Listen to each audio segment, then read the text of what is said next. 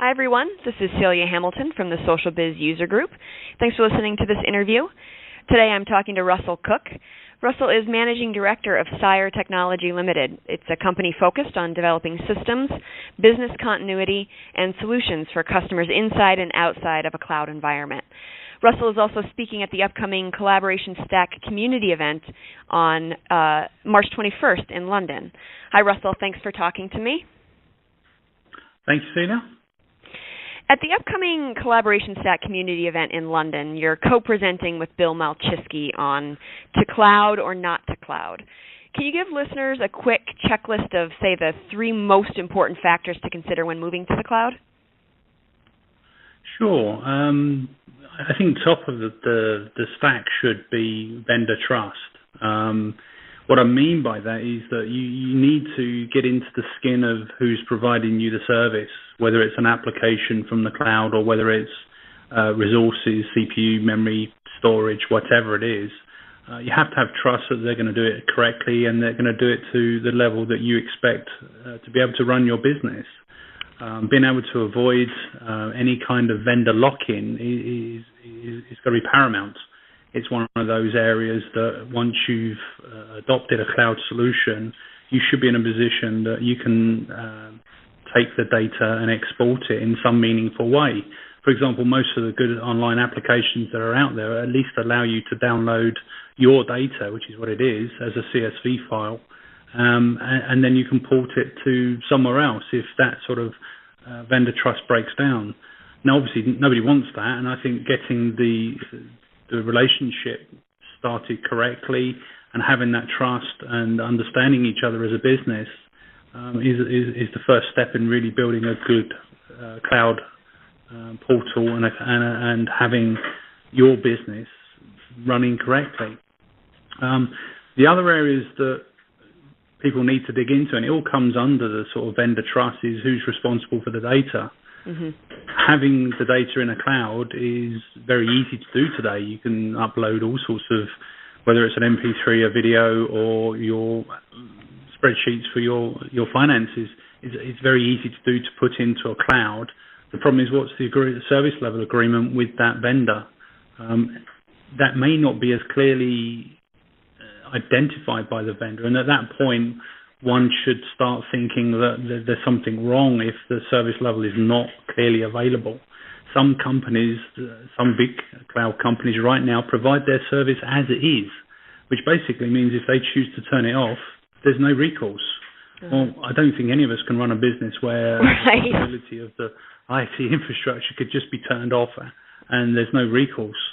And if there's a failure, the only recourse at the present time is an apology. And I don't think that can be useful to any business to move forward with. So, yes, understanding what the service level agreement is. Now, if you choose an as-is level of service, that's fine. But you have to have some kind of plan in place that if it does fail, what are we going to do? If that vendor goes out of business, then how do we carry on running our business? And the last thing to really check for is where the data is going to be held, because there are so many caveats around data protection. You really have to understand where the cloud provider is keeping your data, and that goes for your original copies of your data that you work from, but also any offline copies that they may keep. So they may have another data center they back up to. In which case, where is it? Is it suddenly in a completely different country that you're not actually that happy with it being held there? And if you can, go and see the vendor and go and see where the data's being held. If they're willing to show you, that's a good sign that the vendor is honest and open about what they're doing for you. That leads in really well to my next question. In a recent blog post, you had warned companies to be aware of where their data is stored physically. And before the recent NSA scandal in the U.S., people might have thought there wasn't much difference between storing data, say, in the U.S. versus the U.K. But there really are significant differences in data privacy rules from country to country. So how does a company find out who is really looking after their data? There's a couple of steps you can take. The first is easy, and that is to ask. Ask the vendor, whoever it is, to give you the information. Where is my data stored? But don't forget, you've got to do some due diligence and double check and dig. They can say it's in the UK, and then they can say it was in the US, but then say, well, where in the US? Because Canada's different to America. There's different laws that apply to the UK as opposed to Ireland. So it's worth finding out the finer details.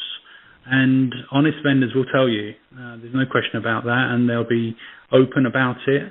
You could, if you wanted to, take up a pilot project with a cloud vendor and use some tools to find out exactly where the data is being held.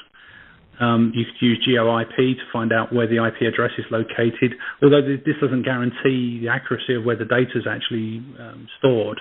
So, having an honest relationship with the vendor is paramount.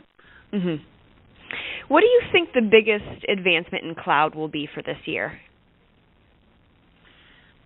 There'll be two, I believe. The first is around cloud acceptance. This will be reinforced by new standards of data protection. For example, in the UK, there's going to be a new kite mark, a BSI kite mark, which will be needed by any cloud provider that provides resources to UK government agencies. Now, that is really a sort of stamp that the government's happy about where the data is and who's looking after it, and that it's being done correctly. And business will filter through to businesses, and they will look at what the government have done and say, well, actually, if it's good enough for them, I actually want it as well. And they will say, have you got this accreditation? Have you got these stamps that show that you're storing the data in a certain way? And this exists in most countries where there are particular standards available. In America, there's the SAS 70 about data centers. In the UK, we've got ISO 27001. These accreditations sort of show that the vendor's actually taking some steps to protect your data. And it's going to get tougher because there are more and more focus not just on data protection to make sure that data's not being lost, but actual positive steps are being taken that are going to protect your business data that belongs to the company. And business owners will want that. They will actually drive more accreditations, and there will be more consultants out there that will advise on the position of cloud vendors, and there will be a little bit of jostling with the big guns because they will want to make sure they do tick those boxes, but it will filter down to everybody. And the second is mobile apps. There's no question that smartphones and tablets have risen in numbers, but interestingly enough, the desktop hasn't decreased on the back of it. So there's still this uprising in mobile technology, but not at the detriment of a desktop computer. And it will drive the demand for applications that are providing mobile applications to businesses. People are being inventive about what their applications are, and only really now people are seeing the benefit of having an application that they can use whilst walking around, talking to their clients, showing their clients their products, taking information back from their clients. And it all has to be provided by some kind of service which is gravitating towards being a cloud. It lends itself, the networks that are in place lend itself to that technology. The amount of power, the amount of storage changes with the number of people in the business. So it makes perfect sense to have a cloud that changes shape with the business. And as more mobile tablets are used, they will drive the applications, and the application demand will go up, and having that flexibility from a cloud is going to be what drives cloud this year, I think. That's great. Well, those are my questions. Thank you so much for taking the time to talk to me. I look forward to your session next week. Excellent. Thank you. Thank you very much. And thanks to our listeners. If you can be in London on March 21st, please check out the Collaboration Stack community event. It's a technology agnostic event, meaning it's a chance for folks who work with collaboration software to meet, share ideas, and debate practices. I should note, too, it's free, which is always a good thing. And don't forget to check out socialbizug.org. It's a user group community built entirely on Connections, Domino, and XPages technology, and is built for IBM Notes and Domino administrators and developers. Membership is completely free, so sign up today. And don't forget to follow us on Twitter at SocialBizUserGroup.